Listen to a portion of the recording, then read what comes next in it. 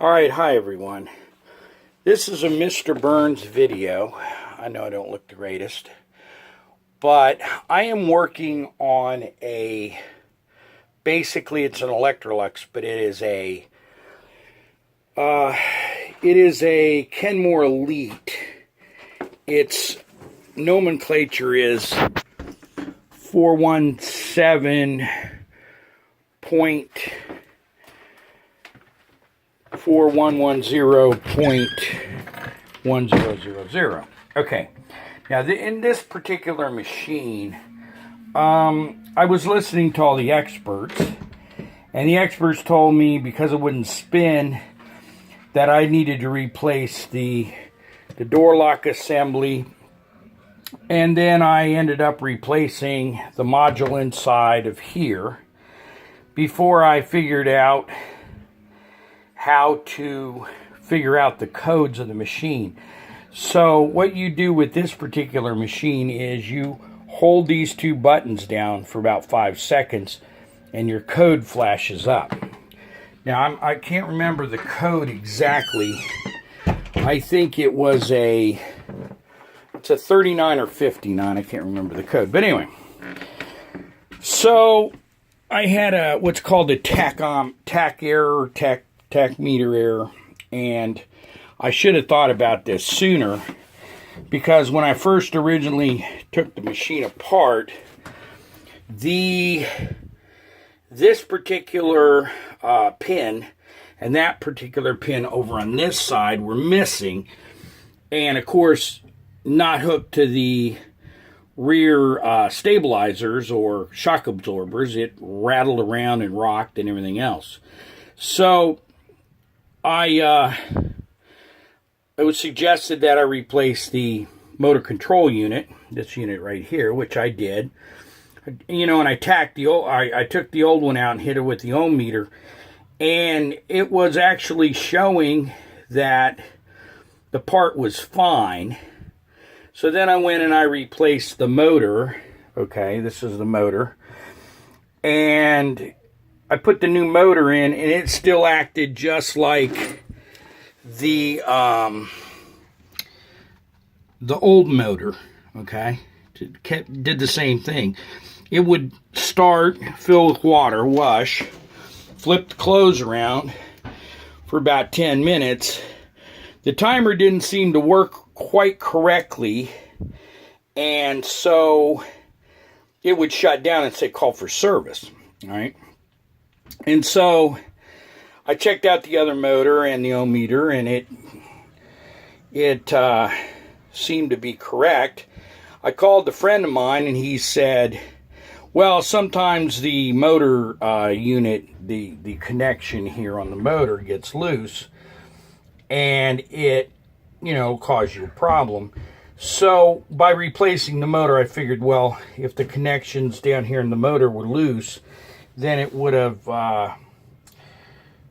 taken care of the problem. So I put the whole thing back together again and started it, and it acted just like it did before. Still giving me the error. So after long thought, I looked at the schematics again, and I noticed there was a connection wire between the motor and the control unit. And I ordered that piece because I figured it couldn't be anything else, because the motor's working and running, but it's not giving me the correct spin, or it wouldn't go into a fast wash or any of that stuff.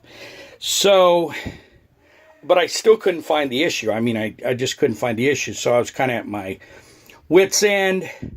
So I ordered the connection between the two. Now, come to find out, after I pulled it out, that this is the connection and I have a broken wire. But what's very interesting is you can see where this wire is broken.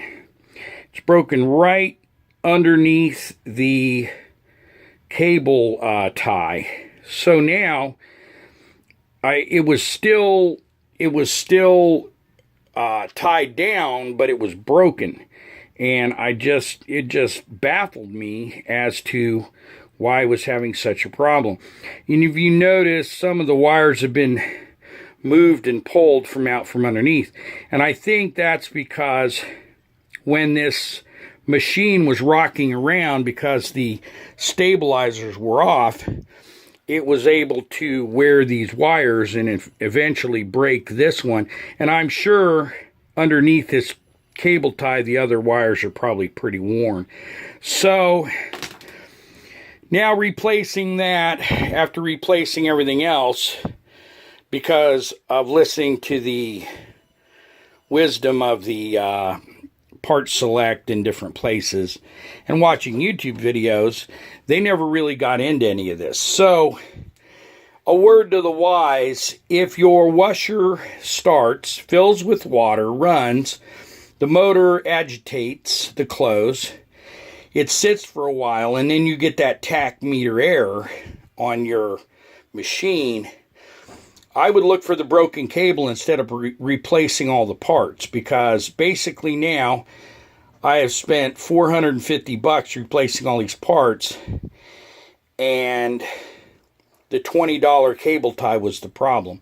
So a word to the wise, you know, they don't tell you this on the videos and how to fix these machines, but check your wires, check your cables very closely. And it's hard to put an ohm meter to these cables unless you remove them and really inspect them and look at them. And I just didn't see it because it was broken underneath the tie. So I'm going to put this video on for those of you who scratch your heads and can't figure out why the machine doesn't work, and hopefully this will be a big help. So Mr. Burns doesn't usually make videos on wash machines, although I fix them all the time, and I fix and repair all my equipment at home.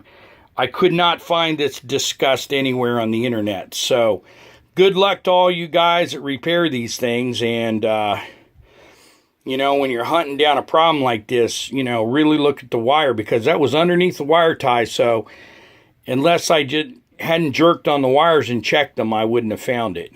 All right, God bless everybody, and God bless your work on your fine pieces of equipment.